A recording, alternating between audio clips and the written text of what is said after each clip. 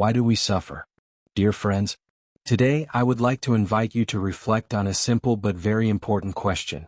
Why do we suffer? Every human being experiences suffering. Sometimes we suffer because we lose someone we love. Sometimes we suffer because we fail.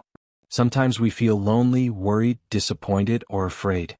And sometimes, nothing seems to be wrong with our lives, but still, there is something inside us that makes us unhappy. So, where does suffering really come from? According to the Buddha, suffering does not come only from what happens outside of us.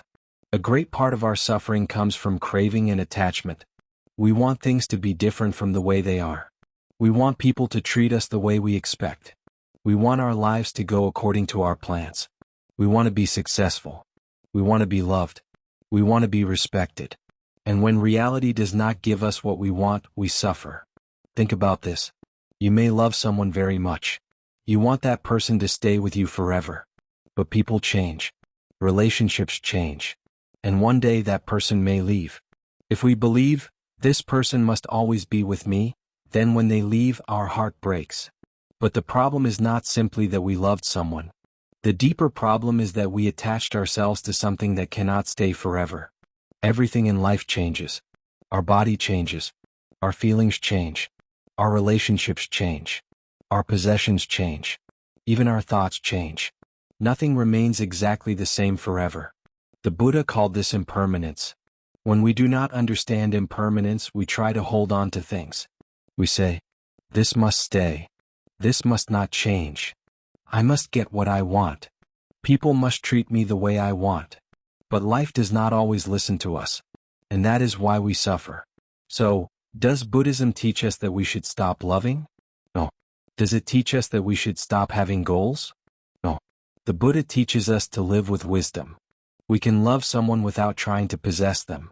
We can work hard for success without believing that success is the source of our happiness. We can enjoy beautiful things without believing that they will last forever. We can have goals without becoming a prisoner of our expectations. This is the difference between love and attachment. Love says, I care about you. Attachment says, I need you to make me happy. Love gives.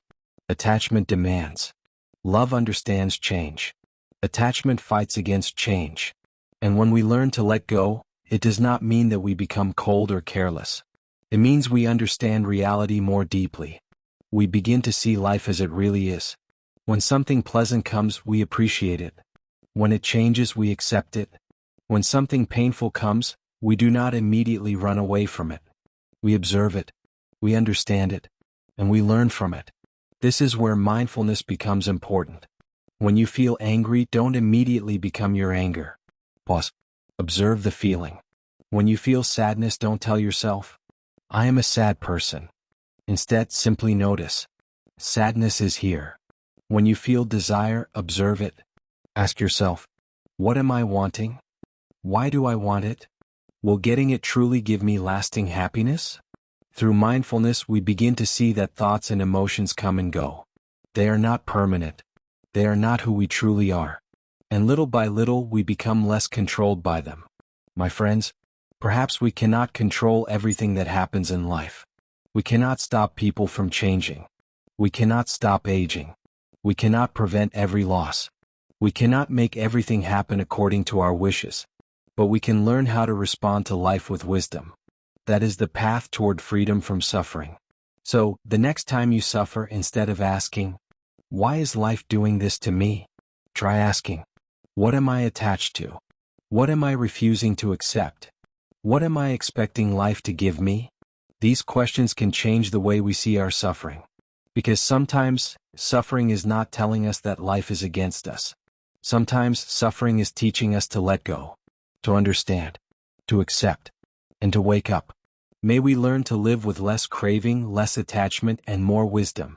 May we learn to appreciate what we have while it is still here. And when the time comes to let go, may we have the wisdom and courage to say, this too will change, and I can let it go. Thank you for listening. If this message touched your heart, please like, share, and subscribe for more Buddhist reflections and teachings. May you find peace, wisdom, and happiness in your life.